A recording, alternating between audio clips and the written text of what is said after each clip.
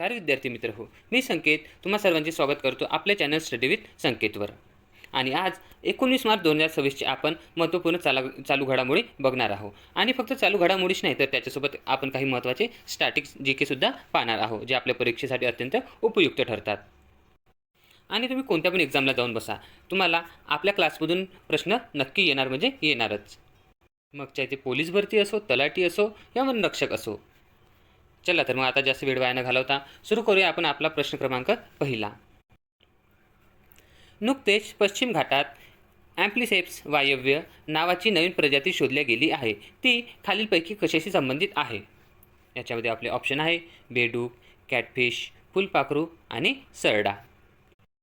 तर याच्यामध्ये आपले उत्तर काय ठरणार आहे? ऑप्शन बी कॅटफिश हे उत्तर आपलं अगदी बरोबर आहे. तर मित्रांनो बघा, हा जो मासा आहे हा महाराष्ट्र आणि गोव्याच्या सीमेवरील एका नदीमध्ये शास्त्रज्ञांना आढळला आहे. आणि याचे नाव वायव्य का बरं ठेवले आहे? तर बघा, जे आपले पश्चिम घाट आहे त्याच्या वायव्य दिशेला हा मासा आढळला आहे, त्याच्यामुळे याचे नाव काय ॲम्प्लिसेप्स वायव्य ठेवण्यात आले आहे. आणि हा जो मासा आहे, जे आपले कॅटफिश असतात त्याच्यापेक्षा साधारणतः हा छोटा आहे. चला तर बघ, याच्यासोबत आपण काही महत्त्वाचे स्टॅटिक जीके बघूया. तर मित्रांनो, महाराष्ट्राचे सर्वात उंच शिखर कोणते आहे? ते आहे कळसुबाई. आणि याची उंची बघितली तर ते 1646 मीटर एवढी आहे. आणि बघा, आपल्याला परीक्षेमध्ये विचारले जाऊ शकते की पश्चिम घाटातून उगवणाऱ्या नद्या कोणत्या आहेत? तर याच्यामध्ये गोदावरी, कृष्णा, कोयना या प्रमुख नद्या आहे. आणि बघा, पश्चिम घाटाला 2012मध्ये जागतिक वारसा दर्जा मिळालेला आहे. आणि आता आपण बघूया की हल्लीच्या काळामध्ये कोणत्या नवीन जीवांचा शोध लागला आहे. बघा, जे नवीन जीवांचे शोध लागले आहे त्यांच्यावर UPSC आणि MPSC याच्यामध्ये खूप जास्त प्रमाणामध्ये प्रश्न विचारले जातात.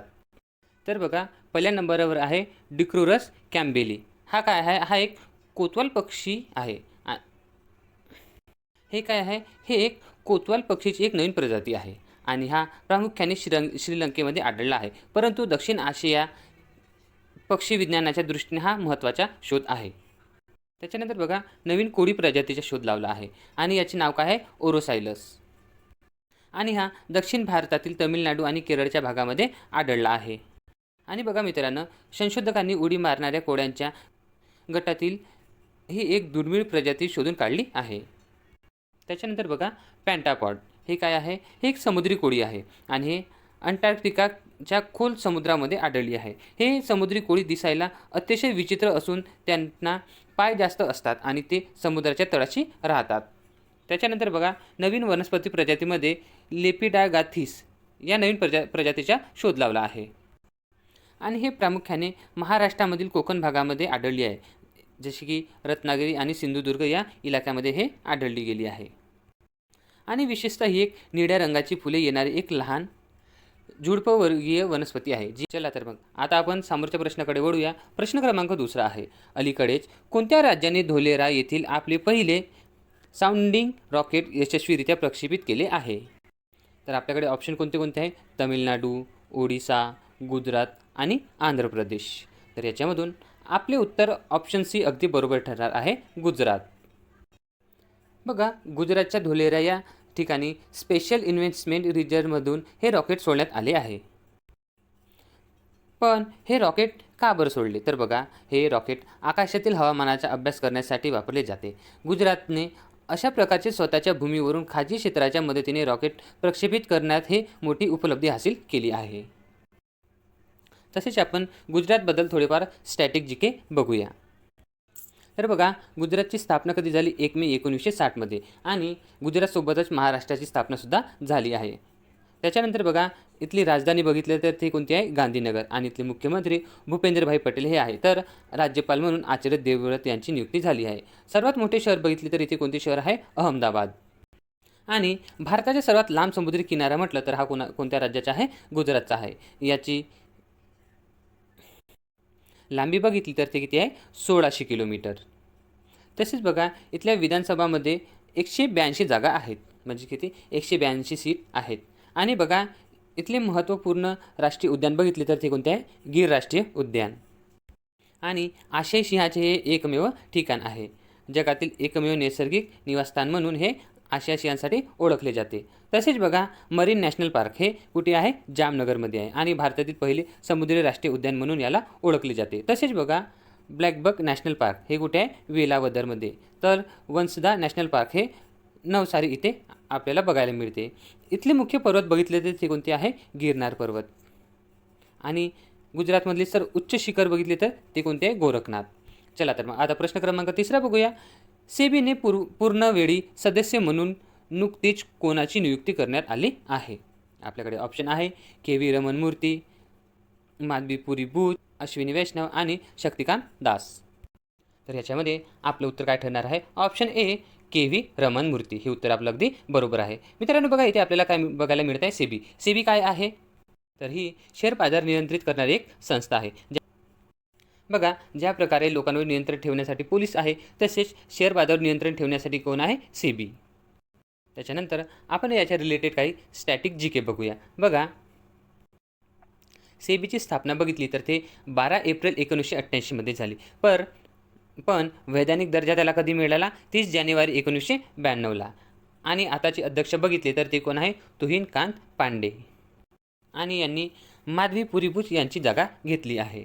तसेच बघा सेबीचे मुख्यालय. मित्रांनो आता ह्या 1-2 दिवसांमध्ये पोलीस भरतीच्या एक्झाममध्ये हा प्रश्न विचारला आहे की सेबीचे मुख्यालय कुठे आहे? तर बघा याचे मुख्यालय कुठे आहे? मुंबईला आहे. त्याच्यानंतर बघा याचे कार्य बघितले तर शेअर बाजारावर नियंत्रण ठेवणे आणि गुंतवणूकदारांचे संरक्षण करणे हे याचे मुख्य कार्य आहे. तसेच बघा आशियातील सर्वात जुना स्टॉक एक्सचेंज म्हणजे BSE. काय BSE म्हणजे काय? Bombay stock exchange. त्याच्यानंतर प्रश्न क्रमांक 14 बघूया. वर्ल्ड बॉक्सिंग फ्युचर्स कप 2026 मध्ये भारताच्या कोणत्या खेळाडूने सुवर्णपदक जिंकले आहे?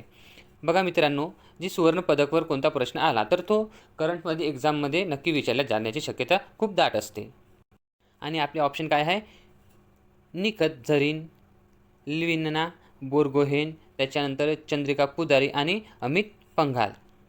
तर बघा याच्यामधून आपले उत्तर काय ठरणार आहे? ऑप्शन सी चंद्रिका पुजारी हे उत्तर आपले अगदी बरोबर आहे. बघा भारतीय बॉक्सर चंद्रिका पुजारी हिने सुवर्णपदक जिंकून भारताचे नाव आंतरराष्ट्रीय स्तरावर उंचावले आहे. क्रीडा प्रकरणातील हा प्रश्न पोलीस भरतीसाठी अत्यंत महत्त्वाचा आहे. चला तर मग आपण ऑलिम्पिकबद्दल थोडीफार माहिती बघू. बघा 2028चे ऑलिम्पिक्स लॉस एंजेलिसमध्ये खेळल्या जाणार आहे. 6 वेळा जागतिक चॅम्पियन राहिलेली भारतीय बॉक्सर कोण आहे? मेरी कॉम. त्याच्यानंतर बघा खेळाडू जगातील दिला जाणारा सर्वोत्कृष्ट पुरस्कार म्हणून कोणता आहे? तर तो आहे अर्जुन पुरस्कार. त्याच्यानंतर बघा भारत आणि ऑलिम्पिक्सबद्दल काही माहिती बघूया. बघा भारताने अधिकृतपणे 1900च्या ऑलिम्पिक्समध्ये प्रथम भाग घेतला होता. आणि त्याच्यामध्ये नॉर्मल प्रिचर्ड हे भारताचे प्रतिनिधित्व करणारे पहिले खेळाडू होते. त्यांनी ॲथलेटिक्समध्ये 2 रौप्य पदके जिंकली होती. आणि त्याच्यानंतर पहिले वैयक्तिक पदक जिंकणारे व्यक्ती बघितले तर स्वातंत्र्यानंतर 1952च्या हेल्सिंकी ऑलिम्पिकमध्ये महाराष्ट्राच्या खाशाबा जाधव यांनी कुस्तीमध्ये कांस्य पदक जिंकले होते. त्याच्यानंतर पहिले वैयक्तिक सुवर्ण पदक बघितले तर ते कोणी जिंकले होते? अभिनव बिंद्रा यांनी कशामध्ये? नेमबाजीमध्ये 2008च्या बीजिंग ऑलिम्पिक्समध्ये जिंकले होते. त्यांच्यानंतर दुसरे वैयक्तिक सुवर्ण पदक बघितले तर ते कोणी जिंकले? नीरज चोपडा यांनी. आणि ते कशामध्ये? भालाफेक याच्यामध्ये 2020मध्ये जे टोकियो ऑलिम्पिक्स झाले त्याच्यामध्ये यांनी हे सुवर्ण पदक जिंकले होते. त्यांच्यानंतर बघा भारतीय पुरुष हॉकी संघाने ऑलिम्पिक्समध्ये एकूण 12 पदके जिंकली आहेत, ज्याच्यामध्ये 8 सुवर्ण पदकांचा समावेश आहे. आता आपण प्रश्न क्रमांक 5 बघूया. केंद्रीय आरोग्य मंत्रालयाने अन्न सुरक्षिततेसाठी नवीन नियम मंजूर केली आहे, जे 1 एप्रिल 1926 पासून लागू होतील. हे प्रामुख्याने कशाशी संबंधित आहे? आणि आपले ऑप्शन काय आहे? अन्नाची नासाडी रोखणे, त्याच्यानंतर ईज ऑफ ड्युरिंग बिझनेस अँड अन्न सुरक्षा, आणि ऑप्शन सी आहे फक्त सेंद्रिय शेती, आणि ऑप्शन डी आहे फास्ट फूडिंग बंद. तर याच्यामधून आपले उत्तर काय राहणार आहे? Option B ease of doing business आणि अन्न सुरक्षा हे आपले उत्तर अगदी बरोबर आहे. तर बघा केंद्र सरकारने 1 एप्रिल 2026 पासून अन्न परवाना आणि नोंदणी प्रक्रिया अधिक सोपी करण्यासाठी हा निर्णय घेतला आहे. याच्यामुळे छोटे व्यापारी आणि हॉटेल मालकांना व्यवसाय करणे सोपे होईल आणि अन्नाची गुणवत्ता टिकवून ठेवण्यासाठी मदत होईल. तर बघा केंद्रीय आरोग्य मंत्रालयाचे मुख्यालय बघितले तर ते कुठे आहे? नवी दिल्ली येथे आहे. आणि अन्न सुरक्षा आणि मानके कायदा हा 2026 अंतर्गत स्थापन करण्यात आला होता. याचे मुख्य कार्य काय आहे? खाद्यपदार्थाच्या पाकिटावर असलेले खाद्यपदार्थाच्या पाकिटावर असलेले हिरवा ठिपका आणि लाल ठिपका यांच्यावर FSSAIचे नियंत्रण असते. तर बघा मित्रांनो, हे लाल आणि हिरवा ठिपका काय आहे? तर बघा, आपण दुकानामधून काही खाण्याकरिता जे प्रोडक्ट घेतो त्याच्यावर हे लाल आणि हिरवे ठिपके असतात. तर आपण जाणून घेऊया या कलरचे महत्त्व काय असते. तर या हिरव्या ठिपक्याचा अर्थ काय असतो? समजा एखाद्या पॅकेटवर हिरवा ठिपका असला तर याचा अर्थ काय होतो की या अन्नामध्ये कोणतीही प्राण्यापासून मिळवलेल्या घटकांचा वापर केला जात नाही. पण याच्यामध्ये अपवाद बघितलं तर दूध आणि दुग्धजन्य पदार्थ जसे की लोणी, तूप, पनीर हे तांत्रिकदृष्ट्या प्राण्यापासून मिळत असले तरी भारतात ते शाकाहारी चिन्हाखाली येते. त्याच्यानंतर असतो लाल ठिपका. हा अन्नामध्ये अंड्यासह कोणत्याही प्रकारच्या प्राण्याच्या मांसाच्या किंवा त्यापासून तयार केलेल्या घटकांचा वापर केलेला आहे असे दाखवतो. जरी अन्नामध्ये फक्त अंड्याचा अंश असेल तरीही त्यावर हे चिन्ह वापरणे बंधनकारक आहे, कारण की आपण अंड्याला पण काय मानतो? नॉनव्हेज मानतो. त्याच्यानंतर बघा, असाच आपल्याला एक निळा ठिपका बघायला मिळतो. हा विशेषतः जे औषधी असतात किंवा सप्लिमेंटरी असतात याच्यावर हे चिन्ह बघायला मिळते. याच्यावर हा निळा कलरचा ठिपका बघायला मिळतो. चला तर मग आता प्रश्न क्रमांक 6 बघूया. 28 मार्च 2026च्या बातमीनुसार कोणत्या सार्वजनिक क्षेत्रातील कंपनीने लोह खनिजांच्या उत्पादनात आतापर्यंत उच्चतमता गाठली आहे? आपले ऑप्शन आहे सेल, टाटा स्टील, NMDC आणि कोल इंडिया. तर मित्रांनो, याच्यामध्ये आपले उत्तर काय ठरणार आहे? Option C, NMDC. हे उत्तर आपले अगदी बरोबर आहे. तर बघा, 18 मार्च 2026 पर्यंतच्या अहवालानुसार त्यांनी या आर्थिक वर्षात सर्वाधिक लोह खनिजांचे उत्पादन करून नवीन रेकॉर्ड प्रस्थापित केला आहे. चला तर मग याच्याबद्दल पण आपण काही स्टॅटिक जीके बघूया. बघा, लोह खनिज मुख्यतः 4 प्रकारचे आढळतात आपल्या भारतामध्ये. त्याच्यामध्ये एक आहे मॅग्नेटाईट, हेमेटाईट, लिमेटाईट आणि सेडेराईट. बघा, भारतातील ओडिशा राज्य लोह खनिज उत्पादनात आघाडीवर आहे आणि याच्यामध्ये सर्वात जास्त कोणत्या प्रकारचा लोहा आढळतो? तर तो आहे हेमेटाईट. त्याच्यानंतर बघा, ओडिशामधील मयूरभंज आणि केओनझरा हा जिल्हा मुख्यतः हेमेटाईट प्रकाराच्या उच्च दर्जाच्या लोखंडासाठी जाणला जातो. त्याच्यानंतर बघा, झारखंड हा सिंहभूम जिल्ह्यामधील गुवा आणि नोआमुंडी खाणी इथे प्रसिद्ध आहे. त्याच्यानंतर बघा, छत्तीसगडमध्ये कोणती खाण प्रसिद्ध आहे लोह्यासाठी? तर ते आहे बेलाडीला. आणि या बेलाडीलामधूनच जे आपले जापान आणि साऊथ कोरिया आहे यांना इथूनच लोहा पुरवला जातो. तसेच महाराष्ट्रामध्ये गडचिरोली आणि चंद्रपूर जिल्ह्यामध्ये लोह खनिज आढळतात. आणि कर्नाटकमध्ये बघितलं तर कुद्रेमुख आणि संदूर हे प्रामुख्याने इथले लोह खनिज उत्पादनाचे ठिकाण आहे. आणि बघा, भारताचा सर्वात जास्त लोहा हा चीन आणि जपान या 2 देशाला निर्यात केला जातो. त्याच्यानंतर प्रश्न क्रमांक 7 आहे, भारतीय पोस्टाने नुकतीच कोणती नवीन सेवा सुरू केली आहे? आपल्याकडे ऑप्शन आहे ड्रोन डिलिव्हरी, 24 तास स्पीड पोस्ट सेवा, पोस्ट बँक ॲप आणि आंतरराष्ट्रीय पार्सल ट्रॅकिंग. तर याच्यामध्ये आपलं उत्तर काय ठरणार आहे? ऑप्शन बी, 24 तास स्पीड पोस्ट सेवा. तर बघा, वाढत्या लोकसंख्येमध्ये लोकांच्या गरजासुद्धा वाढत आहे आणि ह्याच गरजा लक्षात घेऊन स्पीड पोस्ट आता 24 तास कार्यरत राहील अशा स्वरूपाच्या सुविधा काही मोठ्या शहरातच सुरू करण्यात आल्या आहे. याच्यामुळे तातडीची कागदपत्रे आणि पार्सल रात्रीच्या वेळेही बुक करता येतील आणि जलद पोहोचवता येतील. तसेच आपण भारतीय डाक सेवाबद्दल बघितले तर याचे मुख्यालय कुठे आहे? नवी दिल्ली. आणि याचे ब्रीदवाक्य आहे अनहर्ष सेवामय, म्हणजेच याचा अर्थ रात्रंदिवस सेवा करणे असा होतो. तर बघा, जागतिक टपाल दिन कधी साजरा केला जातो? 9 ऑक्टोबरला. तर राष्ट्रीय टपाल दिन 10 ऑक्टोबरला साजरा केला जातो. बघा, 1 ऑक्टोबर 1854 रोजी आधुनिक भारतातील टपाल सेवेची अधिकृत सुरुवात केली होती. पण भारतामध्ये पहिले पोस्ट ऑफिस कधी सुरू झाले होते? 1727मध्ये. आणि हे स्थापन करण्याचे श्रेय बघितले तर ते कोणाला जातो? लॉर्ड डलहौसी यांना जातो आणि यांनाच भारतीय टपाल सेवेचे जनक म्हणून ओळखले जाते. तर बघा, भारतामध्ये पिनकोडची सुरुवात बघितली तर ते 15 ऑगस्ट 1972 रोजी झाली होती आणि भारतामध्ये पिनकोडचे 19 झोन आहेत. त्याच्यानंतर प्रश्न क्रमांक 8 आहे, शिक्षण आणि समुपदेशनासाठी भारत सरकारने कोणती नवीन ॲप लॉन्च केली आहे ज्याचा उल्लेख अलीकडे बातम्यांमध्ये होत आहे? याच्यामध्ये आपले ऑप्शन आहे उमंग, साथी, सारथी आणि दीक्षा. पण याच्यामधून आपले उत्तर कोणते आहे? ऑप्शन बी, साथी. हे उत्तर आपले अगदी बरोबर आहे. बघा मित्रांनो, साथी पोर्टल तसे तर 2024मध्ये सुरू झाले होते, पण आता मार्च 2026मध्ये सरकारने यात AI आधारित शंका निवारण आणि नवीन क्रॅश कोर्स सुरू केला आहे. त्याच्यामुळे हे पोर्टल पुन्हा एकदा चर्चेत आले आहे. त्याच्यानंतर प्रश्न क्रमांक 9 बघूया. नागोया प्रोटोकॉल जो नुकताच चर्चेत होता तो खालीलपैकी कोणत्या विषयाशी संबंधित आहे? आपल्याकडे ऑप्शन आहे सायबर सुरक्षा, आण्विक शस्त्रे, जैवविविधता आणि सागरी व्यापार. तर याच्यामध्ये आपले उत्तर काय ठरणार आहे? ऑप्शन सी, जैवविविधता. बघा, हा करार जैवविविधताच्या फायद्याच्या समान वाटणीशी संबंधित असते. याचे पूर्ण नाव बघितले तर Nagoya protocol and access and benefit sharing असा असतो. याचे मुख्य उद्दिष्ट बघितले तर काय आहे? जेव्हा एखादी कंपनी किंवा देश दुसऱ्या देशातील नैसर्गिक संसाधनाचा जसे की वनस्पती, प्राणी, जनुकीय संसाधने यांचा वापर करून औषधी किंवा उत्पादन तयार करतो, तेव्हा त्यापासून मिळणाऱ्या फायद्याचा काही हिस्सा त्या स्थानिक समुदायाला किंवा देशाला मिळला पाहिजे. हा प्रोटोकॉलचा मुख्य उद्देश असतो. आणि बघा, याला नागोया प्रोटोकॉल का बरं म्हटलं आहे?